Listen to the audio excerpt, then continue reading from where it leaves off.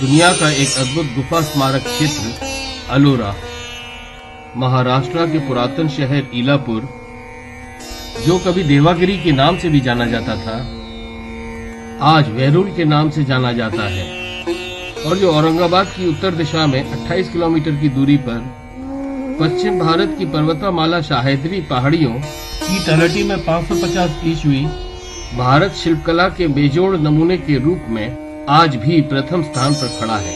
1400 साल पहले वेरूल के पश्चिम में 80 किलोमीटर की दूरी पर अरब महासागर के तट पर था वेस्ट प्राचीन बंदरगाह शहर सुपारा और कल्याण। दक्षिण में स्थित प्राचीन राज्य प्रतिष्ठाना, जिसकी राजधानी आज के पैठान शहर के पास थी, और उत्तर में महत्वपूर्ण व्यापारिक केंद्र नासिक। यानी ये शहर वेरूल एक व्यस्त व्यापार मार्ग के मध्य में पड़ता था। इसी कारण उन दिनों ये शहर एक राजनीतिक और व्यावसायिक दृष्टिकोण से व्यस्त क्षेत्र बन चुका था। 1412 साल पहले यानी 550 ईस्वी गुप्ता साम्राज्य के अंतिम दौर में वाकाटक राज के अधिशासन के दौरान अजंता, जो कि यहाँ से 90 किलोमीटर की दूरी पर स्थित है और जहाँ 2250 साल पहले 900 साल की कड़ी मेहनत से बुद्ध मठ गुफाओं का निर्माण हुआ था, कलाकार, मजदूर और मठवासी यहाँ चले आए और इन पहाड़ियों की वादी में अनेकों आकृतियों को व्यवस्थित तरीके से चट्टानों में खुदाई कर इन एलोरा की ऐतिहासिक गुफाओं का निर्माण किया। हम यहाँ पाते हैं कि गुफाओं के बनाने का तरीका अजंता की गुफाओं के तरीके जैसा था। यह शुरुआत बुद्ध धर्म से होकर ब्राह्मणी कला और अंत में जैन श्रद्धा में समापित होती है। एलोरा में 1400 साल पहले बौद्ध, हिंदू और जैन मजहबों की अजंता कला के कलाकारों के वंशज द्वारा चट्टानों में बनाई गई व्यवस्थित तरीके की मनोरम गुफा स्मारक कलाकृति को देख आज हमें भारत की इस प्राचीन सभ्यता और उन दिनों की अनूठी कलात्मक वास्तुकला और तकनीक को देख आश्चर्य के साथ गर्व होता है। हैरानी की बात है, अल्पत औजारों से 1412 साल पहले खड़ी खुदाई और व्यवस्थित तरीके से तराशने का काम मूल चट्टान के ऊपर से शुरू कर नीचे की ओर किया गया था। 1412 साल पहले ये शहर वेरूल बौद्ध, हिंदू और जैन धर्मों के लिए पवित्र स्थान माना जाता था और इसीलिए इन सब धर्मों की देवताओं की जीवन कथा पर आधारित आकृतियां यहाँ देखने को मिलती हैं। यहाँ कुल मिलाकर 34 गुफा है। गुफा संख्या 1 से 12 की दीवार और भीतरी छतों पर बौद्ध जीवन की महत्वपूर्ण घटनाओं और बौद्ध धर्म की दिव्य आकृतियों को बहुत खूबी से तराशा गया है। यहाँ की दीवारों पर प्रस्तुत किए गए विषयों पर अगर देखा जाए तो वह बुद्धा और बौद्धिस्ट के इर्द गिर्द होकर उनमें धार्मिकता का अंश दिखाई देता है।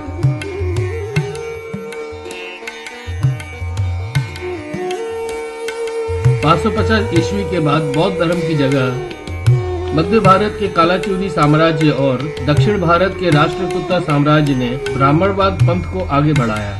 इन दो साम्राज्य के दौरान 550 और 770 ईस्वी में 17 हिंदू गुफा स्मारकों का निर्माण हुआ। यहाँ की हिंदू गुफाएं भगवान शिव को समर्पित हैं। गुफा संख्या 29 इसे धुमार लीना या सीता नहानी के नाम से जाना जाता है। इस गुफा में 3 प्रवेश द्वार हैं। हर एक द्वार पर भव्य बैठे शेरों की मूर्ति मंदिर की रक्षा करते स्थापित है। सुंदर प्रांगण में 27 सुंदर नक्काशीदार तराशे गए खंबे हैं और आसपास शिल्पयुक्त कक्ष, जहां शिव के नटराज के रूप में शिव को असुर अंधका का वध करती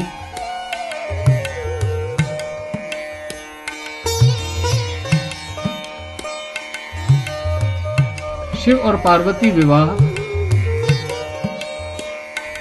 पार्वती को 64 खेलते उन दिनों के कलाकारों ने बखूबी पत्थरों पर तराशा है। मुख्य द्वार के आमने सामने की दीवार पर रावण को कैलाश पर्वत हिलाते और शिव द्वारा उसके हाथों को पर्वत के नीचे दबा देने की भव्य शिल्प कला दीवार पर तराशी गई है। वह दूसरी दीवार पर पार्वती का चामुंडा देवी का रूप तराशा गया है। यहाँ पर गर्भगृह में शिवलिंग स्थापित है। गुफा संख्या 21 इसे रामेश्वरा के नाम से जानते हैं। प्रवेश द्वार पर विशाल नंदी की मूर्ति, अंदर खूबसूरत स्त्रियों की अनेकों आकृतियां, जिनमें गंगा जमुना की मानव रूप में आकृति, कुबेर की आकृति, शिव पार्वती को 64 खेलते और शिव को पार्वती द्वारा हार जाने के पश्चात एक उंगली उठा अपनी हार स्वीकार करते शिल्पकार ने बहुत खूबी तराशा है। गुफा संख्या 16 इस गुफा को कैलाश कहा जाता है। इसकी विशेषता है कि एक ही चट्टान से पूरा मंदिर तराशा गया है। मंदिर में घुसते ही इसकी विशालता की अनुभूति होने लगती है। खड़े हाथी, भव्य नक्काशीदार स्तंभ और अनेकों शिव समर्पित आकृतियों से सज्जित ये मंदिर विश्व भर में प्रसिद्ध है। इसे देखने दूर दूर से पर्यटक अलोरा आते हैं। इस मंदिर की 2 मंजिलें हैं। इसकी वास्तुकला दक्षिण भारत के मंदिरों जैसी है। यहाँ मंदिर के गुंबद के कलश से काम शुरू कर नींव तक चट्टान को तराशने का काम मानव जाति के गुफा निर्माण और शिल्पकला का बेजोड़ नमूना है। पहली मंजिल पर गर्भगृह में शिवलिंग स्थापित है।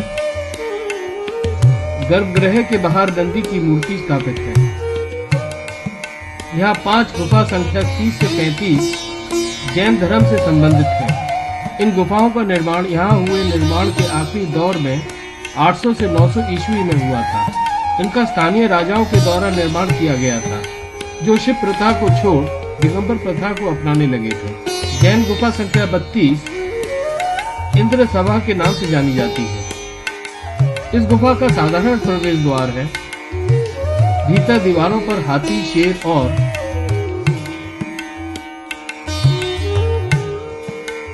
तीर्थंकाश की आकृतियां तराशी गई हैं।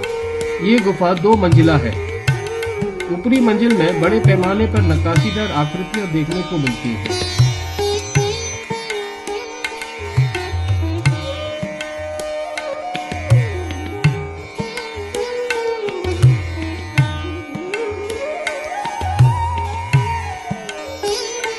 हाँ, ये था हमारा भारत, जहाँ 3 धर्मों ने एक साथ शांति से जिया। आज हम अपने उन पुरखों को नमन करते हैं जिन्होंने बिना भेदभाव के रहने की सीख हम भारतवासियों को दी और भारत की प्राचीन कारीगरों की तकनीक और बेजोड़ सभ्यता पर गौरवान्वित होने का मौका।